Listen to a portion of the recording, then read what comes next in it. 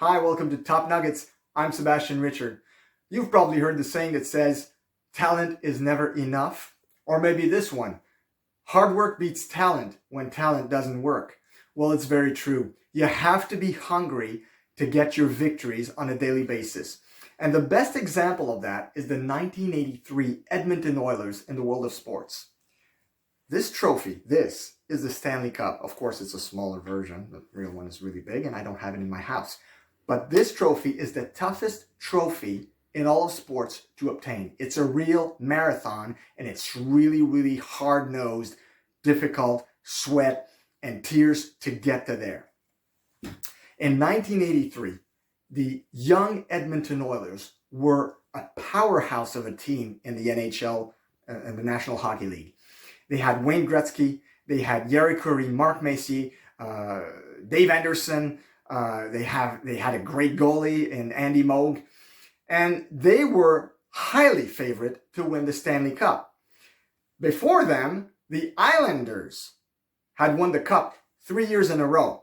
They were a highly talented team that was renowned for their hard work, but also for their experience. They were the more experienced, mature team. So you have the young Oilers that had talents galore and could score goals at will. And you had the Islanders that were a bit more defensive and they had experience on their side. But the Oilers were favorites to win the Cup. The Islanders beat the Oilers in 4 straight games. They swept them like they didn't even matter.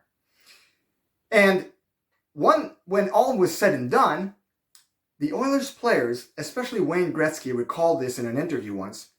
He said that they could see in the locker room of the Islanders what was going on.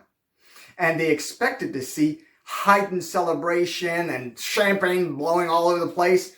And what he saw scarred him. And it really gave him a mental image of what it takes to win. Gretzky said that he saw players who were battered and bloodied, who had like their chest covered and kind of like bandages and all kinds of injuries.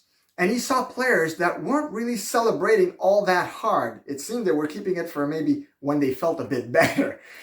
But the impact on Wayne Gretzky, on the young Edmonton Oilers, was so huge that afterwards, the next year, they went on to win the Cup. And the next one after that, and the next one after that. And you know what?